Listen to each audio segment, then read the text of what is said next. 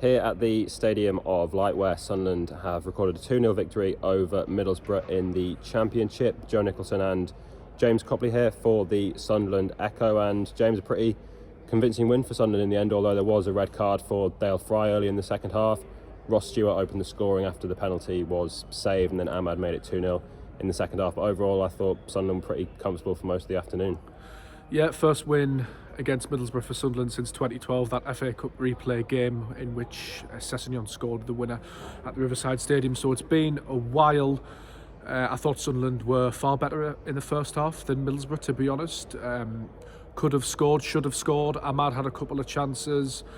In real time, I thought Dale Fry's foul on Stewart was in the box. Haven't watched it back just then with you. I don't think it is in the box. And when you slow it down, it does look a bit soft, to be honest. In real time, I thought Fry had sort of put the shoulder into him and Stewart had gone over, but I think Stewart's done well to buy that.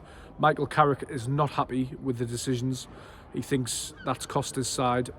He might have a case, but I think Sunderland were the better team over the 90 minutes, to be honest with you.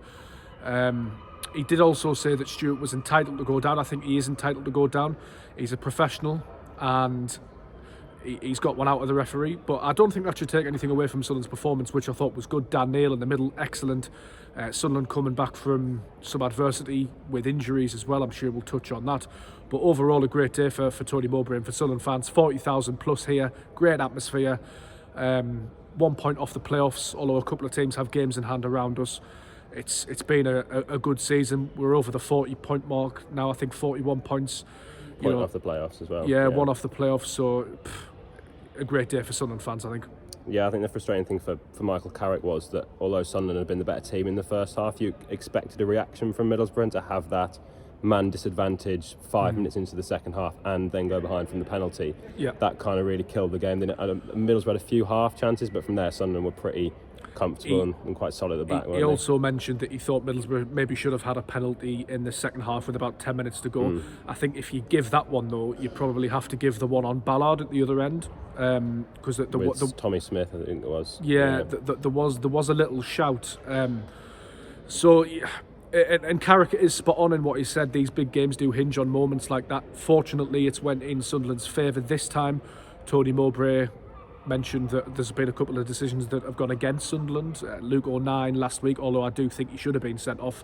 There is a case for the defence as well, although I don't necessarily agree with it. So these things happen, it's football. I would be disappointed if I was a Middlesbrough fan personally. Fortunately, I'm not. I'm a Sunderland fan covering Sunderland.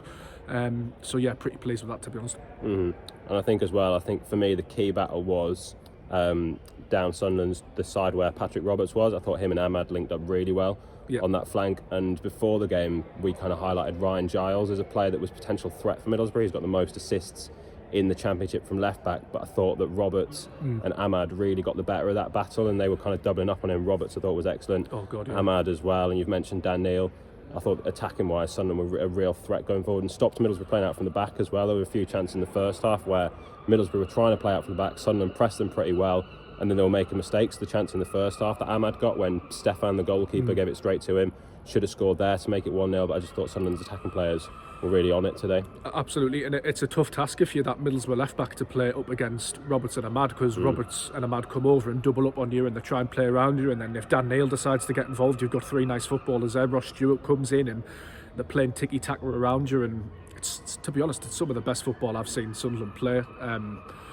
I know it's different because they're not in the Premier League, but I don't remember us playing anything near that good aesthetically wise on the eye than that. Maybe under Poyet a little bit.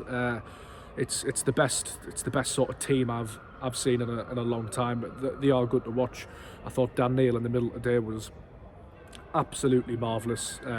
Our colleague Phil Smith made the point that there's a lot said about Edouard Michou because he's come from PSG. He's been training alongside Mbappe and Messi, Sergio Ramos and Verratti and all of these players before.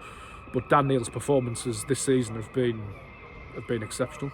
We spoke to Dan Neil after the game as well and asked him a bit about as well, because Sunderland captain Corey Evans as well, let's not forget he went off after about 12 minutes with an injury. That could have been a potentially big blow. Dan Neil has to come deeper then. Yeah, and Dan Neil's really stepped up. We saw that over the festive period as well, how when Evans isn't there, Neil has stepped up in the last few weeks, I think. So that was Sunderland reacted really well from that setback at the start. And fair play to Michoud as well, because what was that, 10 minutes in? 10, 12, 13 minutes in? Something like that. Michoud comes on, and he's a player who we obviously know is hugely talented. Everyone says he's hugely talented, but there's always that sort of niggling doubt, is he cut out? The physicality thing, I know it's a sort of an outdated argument now, but I think it is relevant in English football. You do need a bit about you need physicality, you've got to have the right mindset, and he's come on and he's just let his quality show. And I think Dan Neil was crucial in that, because Dan Neil has almost gone into that number 6 role and allowed Michoud not bomb on, but to play the number 8 role. And Mowbray touched upon opportunities and these young players getting opportunities. That was a huge one for Michoud to come in to a Weartees derby in front of 42,000, whatever it was. And he didn't really put a foot wrong. No. I thought he was excellent. The Evans injury is a worry, as is the Gooch injury, as is the Alessi injury. I thought Bailey Wright coming on at right back in the second half did well. So it's interesting to see where Sunderland's squad are at the moment. Yeah, well, we when Tony Mowbray spoke to the media earlier in the week, said still expects maybe a few more signings to come in, maybe 1 or 2 young, exciting signings he said to come in. But just a word as well on Elise, you mentioned as well, he came in at left back today, hadn't trained Bailey all week, and he played. I thought he had a good game. I thought Ballard and Bart at the back were very solid. You could mention anyone in the Sunderland team really. I thought Trey Hume. If we don't mention Trey Hume, we'll get shouted at by Sunderland fans, and rightly so. He was magnificent today. I wrote something in the week about Lyndon Gooch and how I think he deserves a little bit more praise. But I think he's almost been criticised, Lyndon Gooch, because Hume's come in and done so well. He's looked absolutely brilliant. Obviously a natural fullback, but he is a hugely talented player, and he's someone 3 or 4 weeks ago, or 5-6 weeks ago, people were looking at thinking he probably needs a loan, but he's had that opportunity now, and he's proven himself. He's been fantastic. As you said before, we still probably expect a bit of activity in the transfer window, and I think with the injuries as well, maybe the squad still is a little bit thin, but we've seen today kind of against an in-form Middlesbrough team that won 7 of the last 8 league games.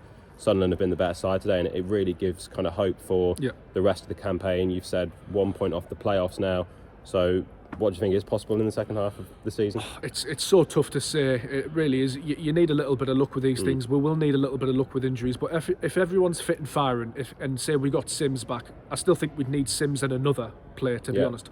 But if we manage to keep Sims and Stewart fit and the rest of the squad fit, I honestly think we can beat anybody on our day. We've proven that over the course of the season.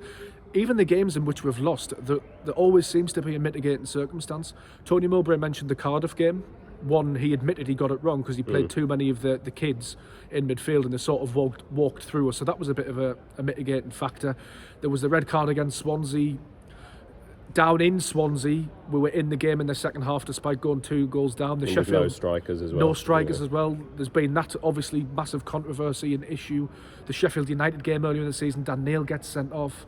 The Norwich game, Alex Neil had left the day before. There's all these different things where Sunderland have been perhaps a little bit unlucky. But the finding form, the gelling, the getting more confidence. I don't know. I don't want to say what's possible, but there's no reason why they can't have a crack at the playoffs. I wouldn't be disappointed if we missed out, because there's some good teams in this division. But the way they're playing under Mowbray, if they get Sims and keep Stewart fit, then who knows? They're definitely in the mix, aren't they? As you said, 1 point off the playoffs after today's win, and you can find more reaction from today's match over on the SAFC section of the Sunderland Echo website. Sunderland's next game is away at Fulham in the FA Cup, so we'll have build-up to that throughout the week over on the SAFC section of the Sunderland Echo website.